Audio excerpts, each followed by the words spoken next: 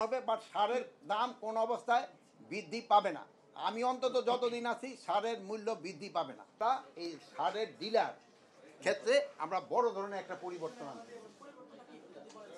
পরিবর্তনটা যে সময় ডিক্লেয়ার করবো ওই সময় সে সময় আবার আপনাকে ডাকবো, নাহলে তো আজকে সব শুনলে তো সেদিন আসবেন না। ওইগুলি দেখবেন ওই সময় বুঝতে পারবেন। আর দামের ক্ষেত্রে সারের কোনো দামই বাড়ানো হয় নাই। তবে সারের ক্ষেত্রে একটা সমস্যায় আমি কিছুক্ষণ আগেও বলছি, আপনার চিটাগাংয়েও আপনি বলে আসছি, আমাদের দেশে যে আরাকান আর্মি আছে, আরাকান আর্মির থেকে আমাদের ইয়াবা আসে, ইয়াবার পরিবর্তে আমাদের দেশ থেকে চাল, সার, তারপরে আপনার এই যে ঔষধ, তারপরে অন্যান্য প্রয়োজনীয় জিনিসপত্র চলে যায়। এই জন্য আমরা নেভি, কোস্টগার্ড এবং অন্যান্য আইন শৃঙ্খলা বাহিনীকে নির্দেশ দেওয়া হয়েছে, এবং আমাদের যারা ইসেরা আছে এই কৃষি মন্ত্রণালয়ের দায়িত্ব, তাদেরও নির্দেশ দেওয়া হয়েছে কোনো অবস্থায়তে যেন এই সার বিদেশি টাকায় কিনা সার কোনো অবস্থায় যেন পাচার না হয়। এখানে ক্ষেত্রে আমাদের একটা সমস্যা হলো, দেখবেন বরগুনা জেলায় একটা এক্সাম্পল হিসেবে যে বরগুনা জেলায় ধরেন 100 টন তার সার দরকার হয়, সে হয়তো 100 টনের জানায় 110 টন ডিমান্ড দিয়ে বসে।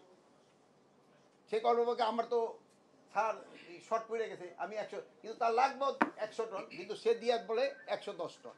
এই ক্ষেত্রে কিন্তু ওই যে 10 টন আছে ওইগুলো কিন্তু পাচার হয়ে যায় পরে, কিন্তু সে বলবো যে আমি তো ওইটা পাই নাই। এই জন্য যার যতটুকু রিকোয়ারমেন্ট আমরা অতটুকুই দিব। সে যদি বলতেও থাকে যে আমার একটু বেশি দেন, যেহেতু বেশি দিলে ওই সারটা পাচার হয়ে যায়। এইটা শোনেন, পেট্রোবাংলা যদি গ্যাসের দাম বৃদ্ধি করে তারপরে যে সার উৎপাদন হবে, বাট সারের দাম কোন অবস্থায় বৃদ্ধি পাবে না। আমি অন্তত যতদিন আছি সারের মূল্য বৃদ্ধি পাবে না। হ্যাঁ, কৃষি জমি সুরক্ষার আইনটা হলো খুব একটা ভালো প্রশ্ন করছেন। এটা নিয়েও আমাদের কাজ প্রায় শেষ। এটা ভূমি মন্ত্রণালয়ের আন্ডারে হচ্ছে, এটা ভূমি উপদেষ্টা যে উনি এটার হলো সভাপতি। এটার ক্ষেত্রে আমরা নিয়ম করতে দিচ্ছি যে এটা জোনিং করা হচ্ছে, কোন জায়গায় 3 ফসল হয়, কোন জায়গায় 2 ফসল হয়, এবং কোন জায়গায় 1 ফসল হয়।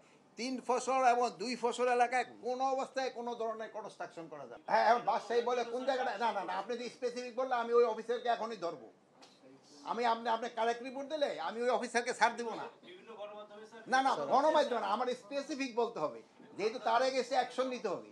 মানে এই স্পেসিফিক বললে তার এগেস্টে আমি বিভাগীয় ব্যবস্থা নিব।